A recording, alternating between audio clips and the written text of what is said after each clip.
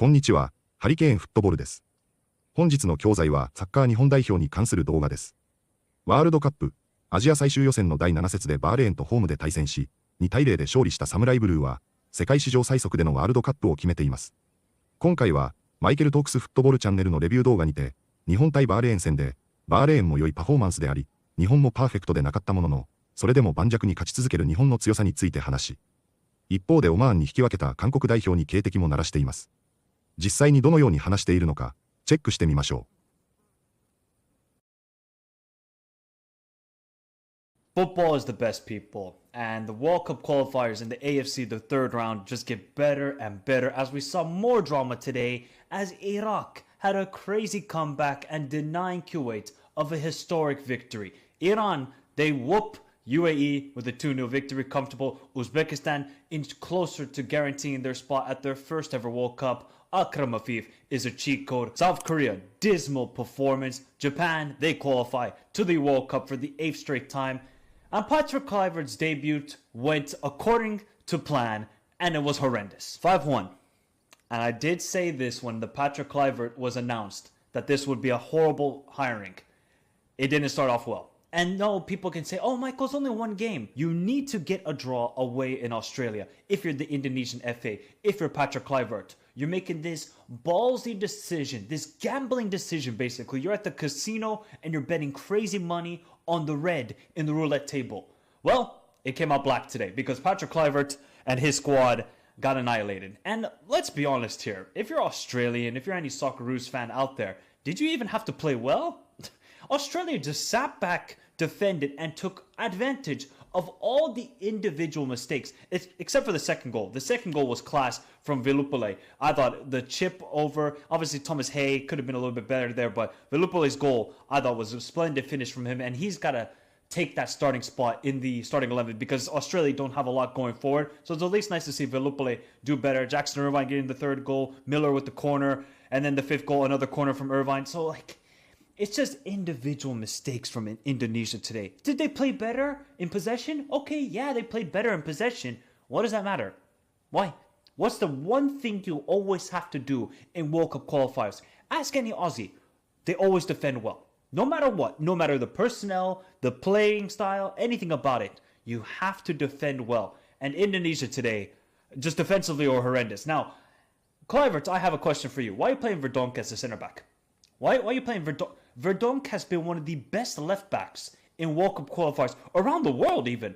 And he's playing the left center back position? Could this game have changed if Dix scored the penalty? Possibly, because I thought in the first 5 minutes I was like, oh, Indonesia cooking right here. Australia were backpedaling, didn't know how to keep possession of the ball. But Dix missed the penalty, then Australia get the penalty, and then the game just completely changed because then obviously Velupale gets the goal after 2 minutes after Boyle's penalty. So Australia, is there positives? Yeah, you scored 5 goals, which is a positive. Did they play the best?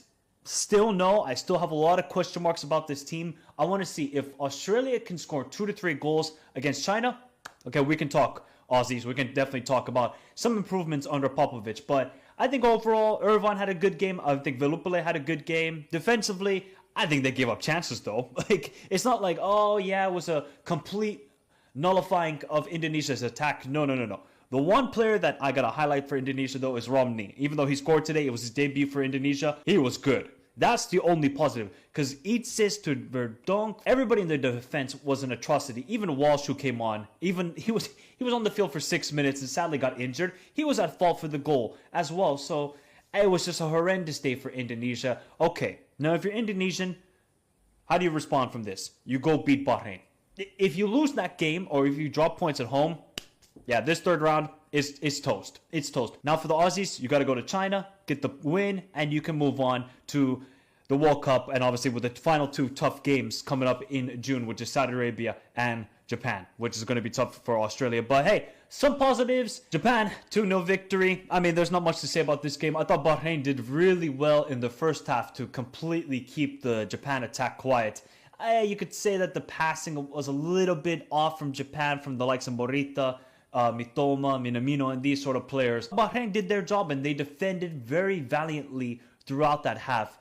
The second half, though, it just shows you this Japan team, they got too much quality. The fact you can bring on Daishi Kamada, Junior Ito to change a game, it just shows the quality that they have throughout. Whether it's 20 players, 30 players, 40 players, Japan just have the quality to change a game, bring on the fresh legs, and you saw that pass from Kubo was absolutely phenomenal into Daishi Kamada's path. And then the second goal, okay, Luftala should be doing better there. Let's be honest there. You cannot ever get beaten at your near post if you're a goalkeeper. So Luftala should be doing better in that situation. But take nothing away. Kubo, great finish, great assist, and Japan now qualify to their 8th straight World Cup. Is it over for Bahrain? No, you lost 2-0 away. Look, if anybody gets a point away to Japan like Australia did, that's a magnificent result. Magnificent. Now the key thing for Bahrain is you got to go away to Indonesia, get a win or a point. At least get a point, and you should be fine heading into the final 2 match days in June. If you lose,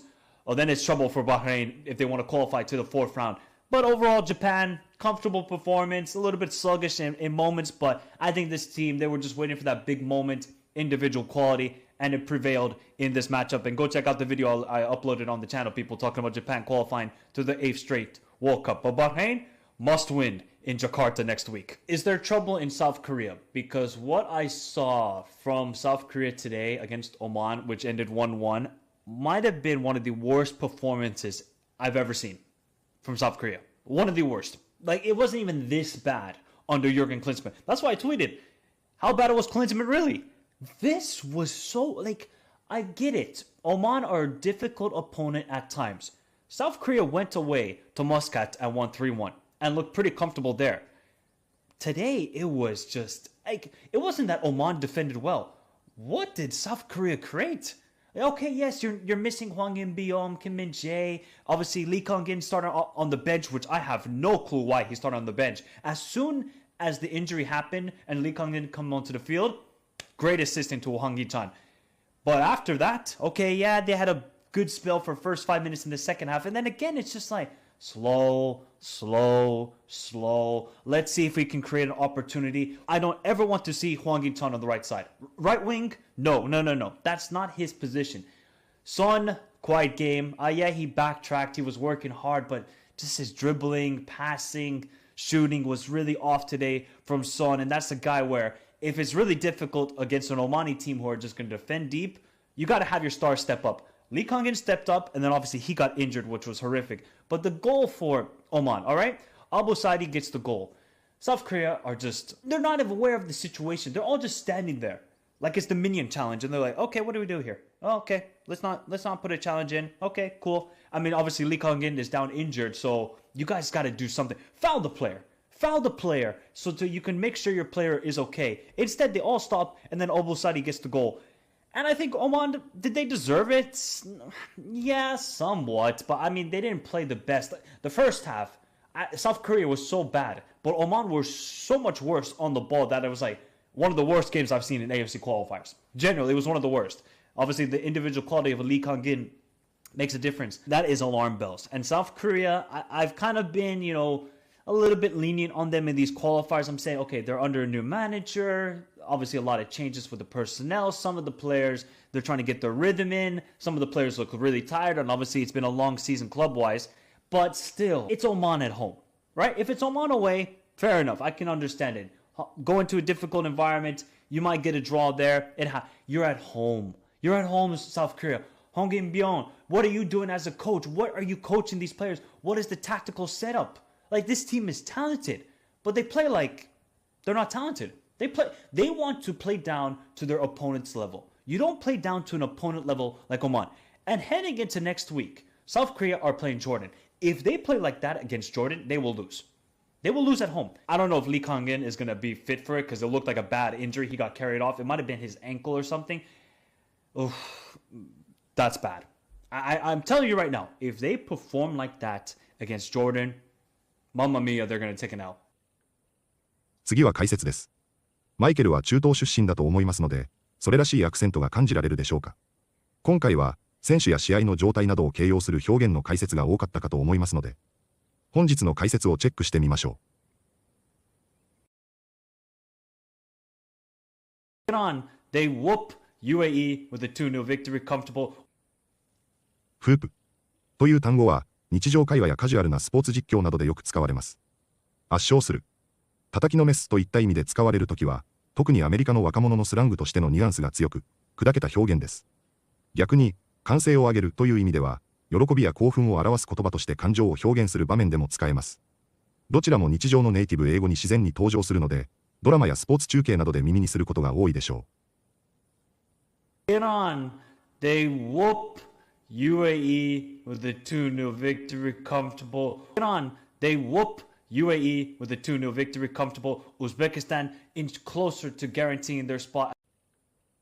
インチクローサーは何かに少しずつ、ゆっくりと、じわじわと近づくという動作や進行を表す表現で、物理的な距離だけでなく、目標や成功など抽象的なゴールに対しても使われます。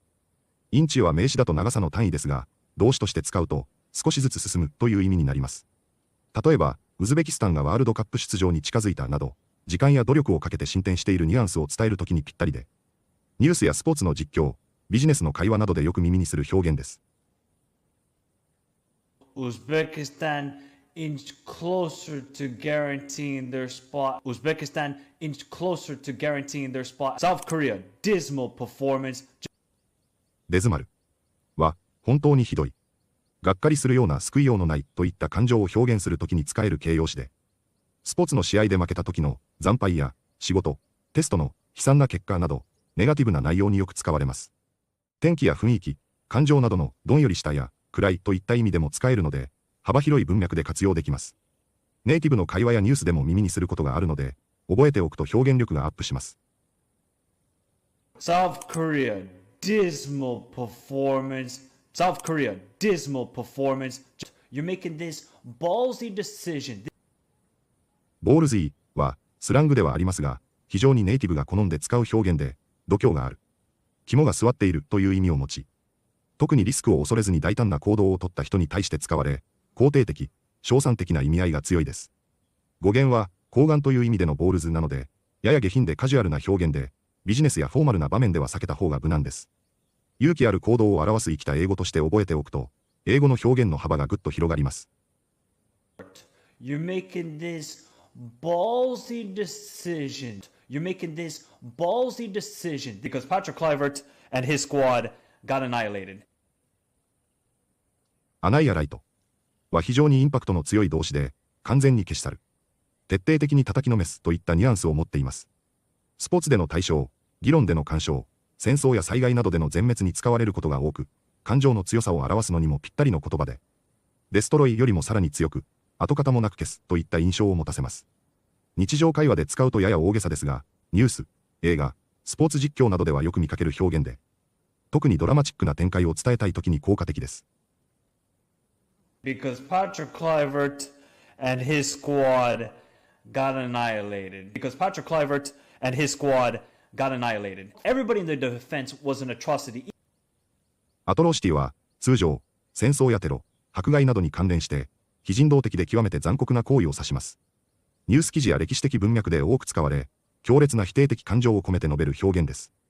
ただし、カジュアルな比喩として、あの映画は最悪だったという場合など、これはひどすぎると冗談っぽく使われることもあります。Everybody in the defense was an atrocity. Everybody in the defense was an atrocity. And they defended very valiantly throughout that half. バリアントリは、勇敢に、恐れずに立ち向かってという意味の副詞で、フォーマルで感動的な場面によく使われます。戦争やスポーツ、社会運動など、困難に立ち向かう姿勢を称えるときにぴったりな言葉で、特に、勇敢に戦った、といった場面でよく登場します。日常会話よりはニュース、歴史、スピーチ、物語の中で感情を込めて使われることが多く、表現力を高めたい中級者から上級者におすすめの単語です。And they defended very valiantly throughout that half. And they defended very valiantly throughout that half. It's a little bit sluggish in moments. スラギッシュは何かが呪い、反応が悪い、やる気がないような状態を表す形容詞で、スポーツで選手の動きが鈍い時や、経済が伸び悩んでいる時、あるいは自分自身がだるくて動きが悪いと感じる時などに使われます。レイズイとは異なり、意識的な怠けではなく、エネルギーや調子が出ない自然な鈍さを表します。日常会話、ニュース、経済記事、スポーツ実況などで幅広く使われる単語で、ネイティブが感覚的に多用するので、覚えておくと便利です。It's a little bit sluggish in moments, a little bit sluggish in moments, and it prevailed in this matchup. プリベールは困難に打ち勝つ。最終的に勝利を収めるというポジティブで力強い意味を持つ動詞で、試合や戦争だけでなく、愛が勝つ、正義が勝つといった抽象的な意味でも使われます。また、広まっているや主流であるという使い方もあり、文化や思想に関しても登場します。ニュース、エッセイ、ビジネススピーチなどでよく使われ、知的でフォーマルな印象のある表現です。And it prevailed in this matchup. And it prevailed in this matchup. I've kind of been, a little bit lenient on them. レニアントは厳しくない、寛大な、甘いといった意味の形容詞で、人や制度が相手に対しておおらかである様子を表します。例えば、宿題を遅れて提出しても怒らない先生、初犯の人に軽い刑罰を与える裁判官など、相手に対して厳しくない態度を表現です。ストリクトの反対語として、セットで覚えると便利です。また、子育てや教育方針、法律、上司部下の関係など、様々な文脈で使えるため、使いこなすと表現の幅が広がります。I've kind of been, a little bit lenient on them. I've kind of been, a little bit lenient on them. いかがでしたか？日本には有り余るほどのクオリティがあるというような表現もしていましたし、実際に鎌田大地や伊東純也が後半から途中出場し、明らかなインパクトを残し、ゴールにも関与しているのは、日本の層の厚さ、個々のクオリティの高さ、チーム全体の強さを雄大に物語っているのでしょう。韓国を含めた他のチームの状況を見るとなおさら、日本が抜きん出ているような印象になっているのもわかりますね。最終予選も残り3試合で、一息つけるのは日本だけであり、残りのチームは残りの3試合で全てが決まるという、日本とは対照的に死に物狂いの3試合になるのだろうと想像できます。他の国と比べることによって日本の強さがわかることも実感しますが、すでにワールドカップ出場が決まったとはいえ、残りの3試合も新しい選手やシステム、戦術も試しながらも勝ち続ける日本を期待したいと思います。本日もご視聴いただきありがとうございました。またすぐにお会いしましょう。